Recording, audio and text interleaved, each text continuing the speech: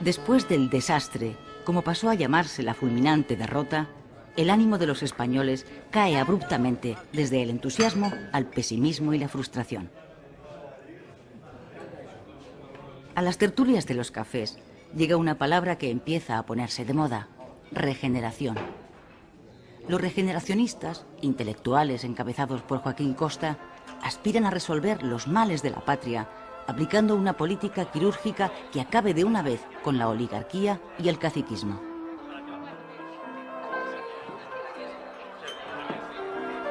Sin embargo, y a pesar de los cambios que se están operando en la sociedad, la actividad política no cambia. Aparentemente, el desastre no pasa factura. La alternancia en el poder continúa. Los liberales dejan paso a los conservadores.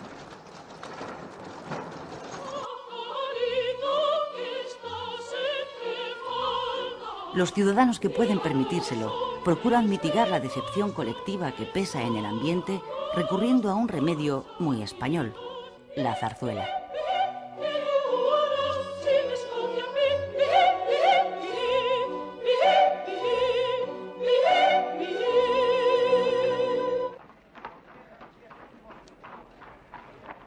En ese tiempo aparece en la escena pública nacional un puñado de intelectuales que más adelante serán conocidos como la generación del 98, que comparten un sentimiento: el dolor de España. Sus obras tienen un punto en común: la búsqueda incesante del ser de aquella España moribunda y de las raíces de su decadencia.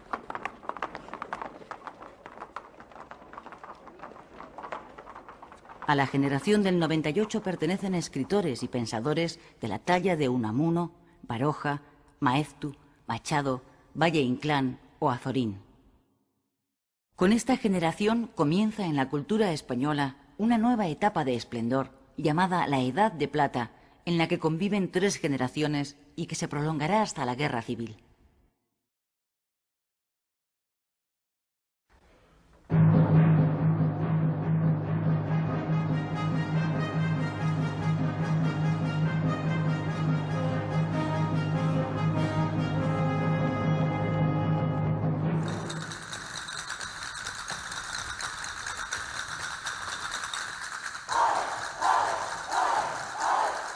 Pintores como Picasso, Sorolla, Zuloaga, Casas, Vázquez Díaz, arquitectos como Gaudí, músicos como Albéniz, Granados o Falla, filósofos como Ortega y Gasset, intelectuales como Marañón, Dors, Azaña, Pérez de Ayala o científicos como Santiago Ramón y Cajal, que consigue el Nobel de Medicina en 1906, son algunos de los nombres que han hecho posible que la cultura española alcance una segunda edad de oro durante el siglo XX.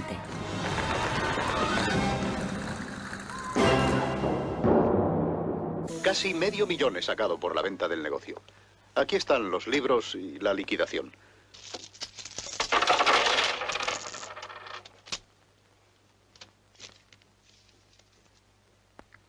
¿Qué clase de mierda es esta? Dólares. Yo quiero pesetas. Han ganado la guerra. Los dólares van hacia arriba. La peseta, caput. La pérdida de las colonias obliga a muchos españoles a liquidar sus negocios allí. Esa llegada de capital, sumada al dinero que traen los indianos que regresan a España, provoca a finales de siglo una gran euforia económica en el país. Los bancos, Hispanoamericano, Banesto y Vizcaya, son de esta época. El dinero repatriado proporciona al desarrollo industrial y financiero en España un fuerte impulso que se mantendrá con el nuevo siglo. Es un locomóvil. Modernización es la palabra más oída a comienzos de siglo. Los españoles asisten esperanzados al desarrollo de los últimos inventos: la automoción, la electricidad y el teléfono. La mayoría confía en que gracias a ellos España alcance el progreso.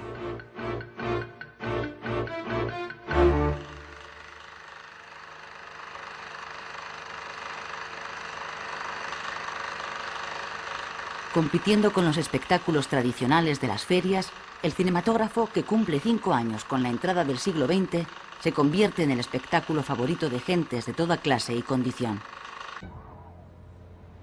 Enero de 1902. Alfonso XIII, a punto de cumplir 16 años, estrena su diario personal y escribe: «Este año me encargaré de las riendas del Estado, acto de suma trascendencia tal y como están las cosas, porque de mí depende si ha de quedar en España la monarquía borbónica o la república».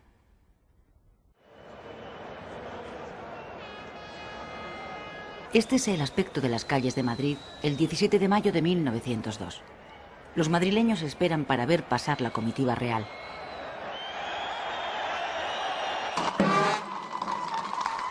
A la 1 en punto sale de Palacio la carroza que transporta a Alfonso XIII. Alfonso, que fue proclamado rey el mismo día de su nacimiento, ha cumplido 16 años. Ha llegado por tanto a la mayoría de edad y se dirige a jurar la Constitución para dar comienzo a su reinado. Hasta ese momento, la regencia había sido desempeñada por su madre, la reina María Cristina.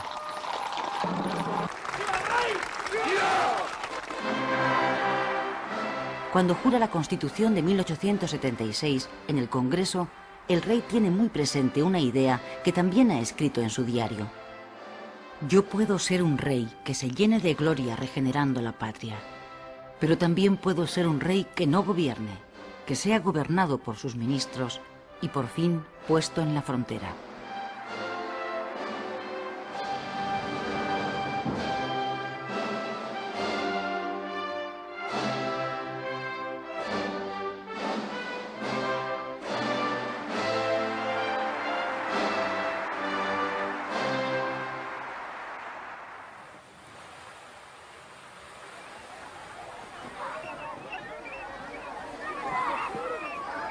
La España sobre la que Alfonso XIII va a reinar es un país atrasado, con cerca de 19 millones de habitantes que luchan cada día por su difícil supervivencia. La esperanza de vida es de 34 años. Las familias tienen una media de 5 hijos. La mortalidad infantil es extremadamente alta. Casi la mitad de los niños que nacen no llegan a los 5 años. Los que sobreviven están condenados, en su inmensa mayoría, a ser analfabetos. De hecho, el 64% de los españoles no sabe leer ni escribir. España es un país sin apenas industria. La poca que hay está localizada en el País Vasco y Cataluña. El trabajo en las fábricas es el más solicitado porque es el mejor pagado. El sueldo diario oscila entre las 3 y las 4 pesetas, 2 céntimos de euro. Las mujeres cobran la mitad.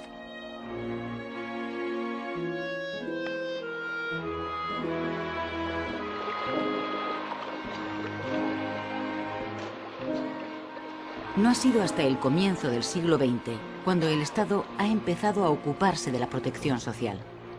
El gobierno acaba de aprobar la Ley de Protección a Mujeres y Niños que, entre otras cosas, prohíbe que trabajen los menores de 10 años, pero los que sepan leer y escribir pueden trabajar desde los 9 años.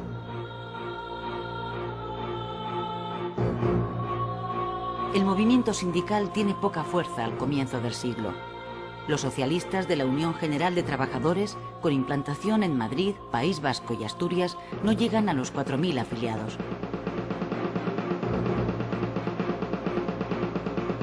Los socialistas libertarios, los anarquistas, tienen un gran arraigo entre el proletariado catalán y el campesinado andaluz, pero carecen de una organización estable.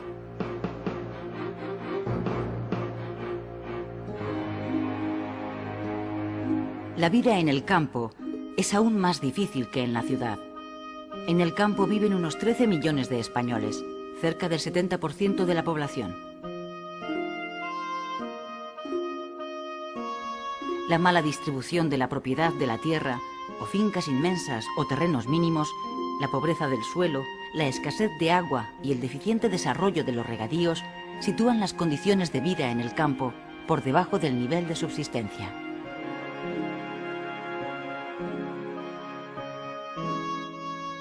Los jornales, cuando los hay, suponen la tercera parte que los de la industria, 1 peseta diaria. La producción del campo no da para alimentar a todos los que malviven en él. La emigración sigue siendo la única vía de escape del campesino.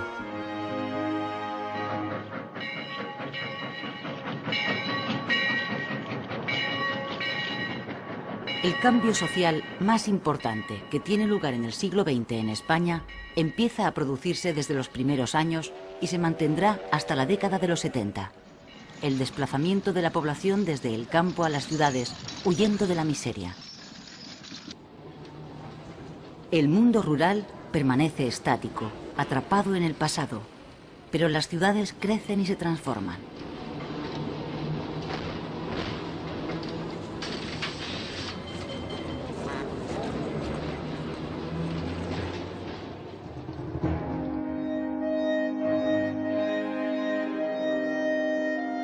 Ni siquiera la reindustrialización del país permite que haya trabajo para todos.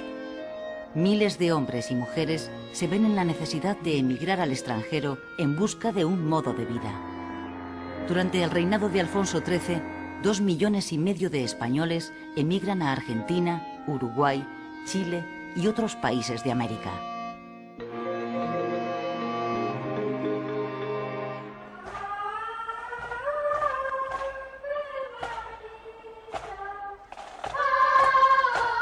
La Iglesia Católica, que continúa teniendo un estatus legal privilegiado con el Estado, llega al siglo XX habiendo recuperado de manera espectacular su presencia pública y su influencia en la sociedad española. Pero el Partido Liberal, receloso del poder que ha vuelto a adquirir la Iglesia, decide introducir en su programa político el anticlericalismo de la tradición progresista. Acusa a la Iglesia de estar impidiendo el progreso del país, de predicar la resignación a los pobres y de haber bendecido la última guerra colonial.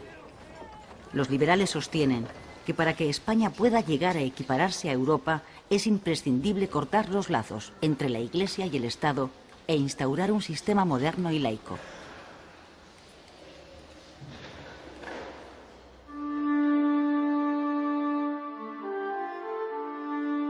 Bajo el reinado de Alfonso XIII, los dos grandes partidos dinásticos, el liberal y el conservador, continúan turnándose en el gobierno. Solo sus líderes han cambiado. El Partido Conservador está ahora dirigido por un liberal que se había refugiado en las filas conservadoras, Antonio Maura. Maura lleva a cabo una política regeneracionista. Quiere acabar con el caciquismo, democratizar el sistema y atraer hacia la política a las desmovilizadas clases medias.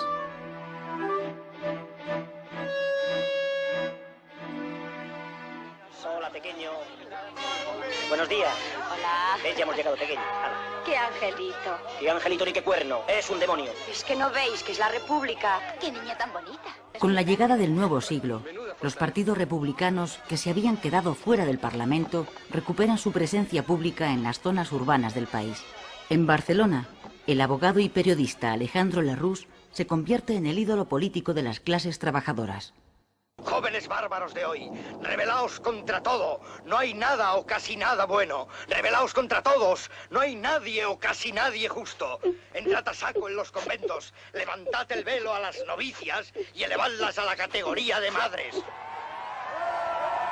Otro periodista, Vicente Blasco Ibáñez, desde el periódico El Pueblo, convierte a Valencia en la capital republicana de España. Tenemos que unirnos hacia el futuro, hacia la modernidad y el progreso. Tenemos que ampliar nuestros horizontes y mirar al cielo. Y volar, queridos ciudadanos, ¡volar! Esto es seguro, ¿verdad? Hombre, más seguro que una entrada en barrera. ¡A volar! ¡A volar!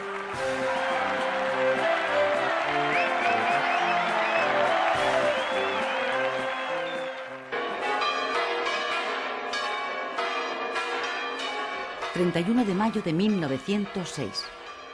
En la iglesia de los Jerónimos acaban de casarse Alfonso XIII y la princesa inglesa Victoria Eugenia de Battenberg.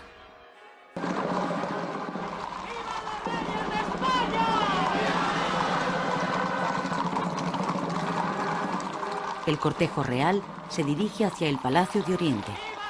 Las calles están abarrotadas. Cuando la comitiva pasa por la calle Mayor, alguien lanza una bomba escondida dentro de un ramo de flores.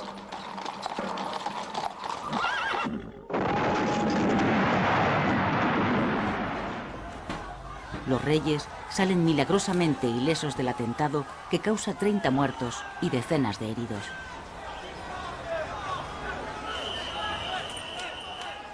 El autor, un anarquista llamado Mateo Morral, se suicida antes de ser detenido. Morral era bibliotecario de la Escuela Moderna, una institución pedagógica de signo libertario.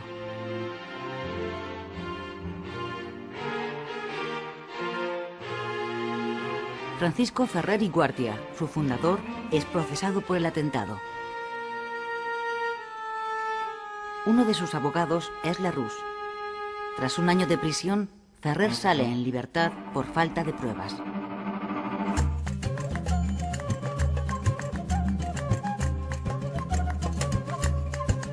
Ceuta, Melilla y otras pequeñas plazas en el norte de África son lo único que ya le queda a España de su pasado colonial.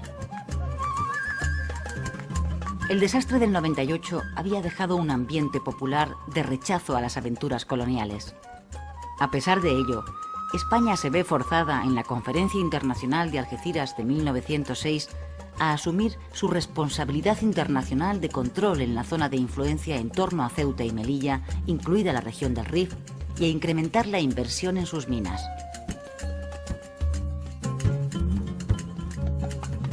A comienzos de julio de 1909, las tribus rifeñas, que llevan varios meses hostigando a los mineros españoles, matan a varios de ellos. El gobierno de Maura moviliza entonces a 20.000 reservistas para tomar represalias contra los insurgentes. Últimas noticias. Acaba de zarpar otro vapor con soldados para el África. Los reservistas embarcan en Barcelona. Son soldados que ya han hecho el servicio militar al no haber podido pagar las 1.500 pesetas necesarias para librarse. Muchos de ellos son ya padres de familia. Su movilización provoca la protesta espontánea de sus mujeres que logran impedir el embarque. La noticia corre por Barcelona y hace estallar la ira popular contra la nueva aventura colonial. Anarquistas, socialistas y republicanos convocan una huelga general. El 27 de julio, las tribus rifeñas atacan por sorpresa a las fuerzas españolas cerca de Melilla, en el conocido como Barranco del Lobo.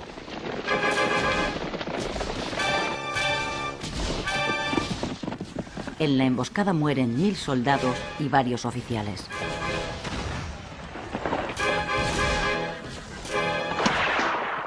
Son los escolapios de San Pablo. Los han incendiado. ¿Cómo? ¿Qué? ¿Los escolapios? Adoratrices, agonizantes, arrepentidas, asuncionistas, beatas dominicas, carmelitas, concepcionistas... Redentoristas, Ancha 38. También está en la lista, hay que incendiar el convento. ¿Y la iglesia? No pone nada. No os preocupéis, saldrá también. La indignación popular convierte la huelga general en una insurrección. Se levantan barricadas y se queman edificios religiosos. Más de 50 iglesias y conventos arden o son saqueados. El motín de Barcelona dura una semana. ¡A formar! ¡Vamos! El gobierno de Maura declara el estado de guerra en la ciudad y ordena al ejército sofocar la revuelta.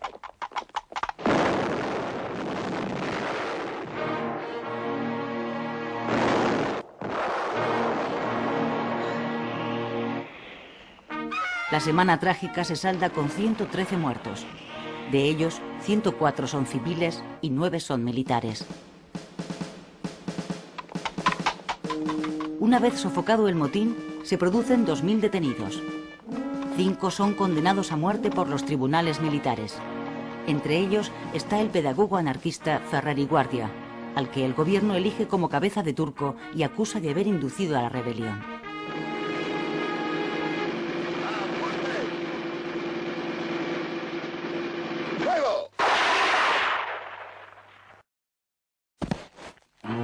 Tras el fusilamiento de Ferrer, la izquierda europea y americana, que le considera un mártir del pensamiento libre, organiza una intensa campaña de protesta internacional contra el gobierno español.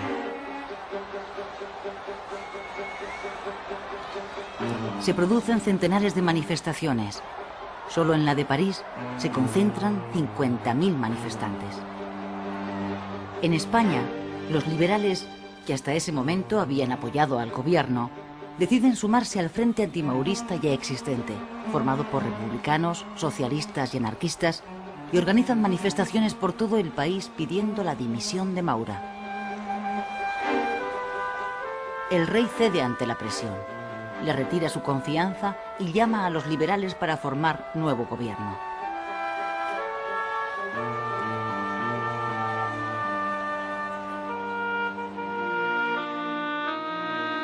Los sucesivos gobiernos han ido poco a poco poniendo en pie una legislación social destinada a paliar las malas condiciones de vida de la clase obrera. En 1908 se ha regulado el derecho a la huelga y se ha creado el Instituto Nacional de Previsión, origen de lo que serán las pensiones. Sin embargo, ni las empresas ni sus patronos cumplen esas leyes. Las condiciones de trabajo siguen siendo extremadamente duras y el nivel de vida de la clase obrera es crítico. Los conflictos y las huelgas son cada vez más frecuentes. La política es una trampa burguesa. Nuestra única arma es el trabajo, nuestro trabajo, que el capitalismo necesita para sobrevivir. Usemos el arma de que disponemos, compañeros. En 1910, los anarcosindicalistas fundan en Barcelona la Confederación Nacional del Trabajo, la CNT. Se trata de un sindicalismo apolítico que a través de la acción directa y de la huelga general revolucionaria aspira a sustituir el régimen burgués por el ideal anarquista, el comunismo libertario. Lo que no funciona es el sistema burgués capitalista. Votar es colaborar con el sistema que nos explota. Absteniéndonos, los partidos del gobierno que mangonean el cotarro volverán a ganar y siempre seguiremos igual. En las elecciones de 1910, el Partido Socialista, que se presenta en coalición con los republicanos, consigue por primera vez un escaño en el Congreso de los Diputados. Pablo Iglesias, fundador del PSOE, es el primer representante obrero que se sienta en las Cortes.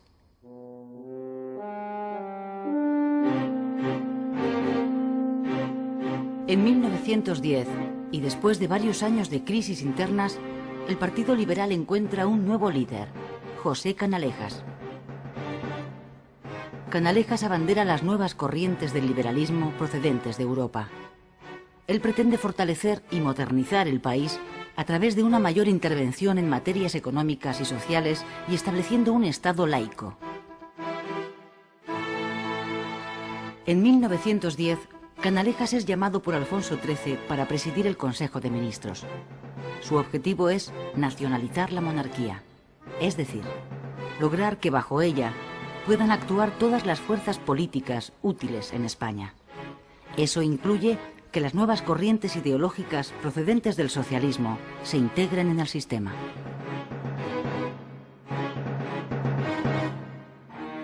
Canalejas continúa la política regeneracionista de Maura. Una de las primeras medidas de su gobierno es la implantación del servicio militar obligatorio. A partir de ese momento, nadie podrá librarse de ir al frente en caso de guerra.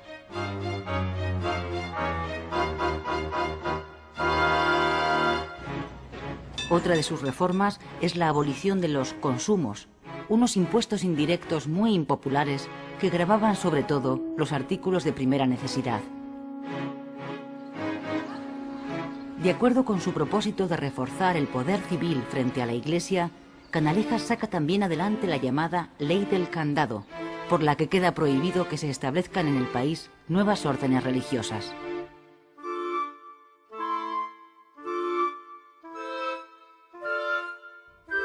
Por último, Canalejas prosigue la descentralización de la administración estatal y aprueba la Ley de Mancomunidades. Esa ley recoge la aspiración de la Lliga Regionalista de asociar las 4 provincias catalanas en una mancomunidad que gestione las obras públicas, la beneficencia y la cultura de toda Cataluña.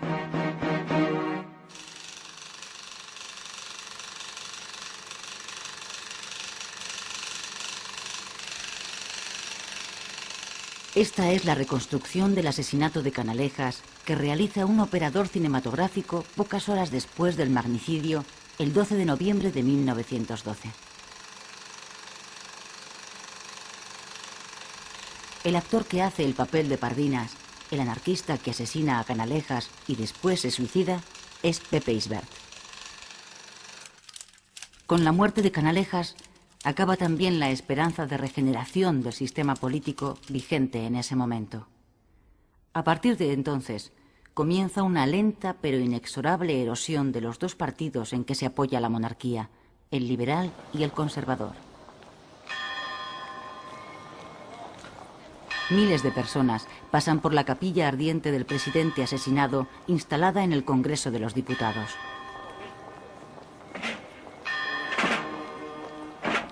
Alfonso XIII preside el entierro, al que acude una gran multitud. Entre los asistentes están los dos hombres que a partir de ese instante se disputarán el poder en el Partido Liberal, el conde de Romanones y Manuel García Prieto. También acude al sepelio Eduardo Dato, futuro líder del Partido Conservador.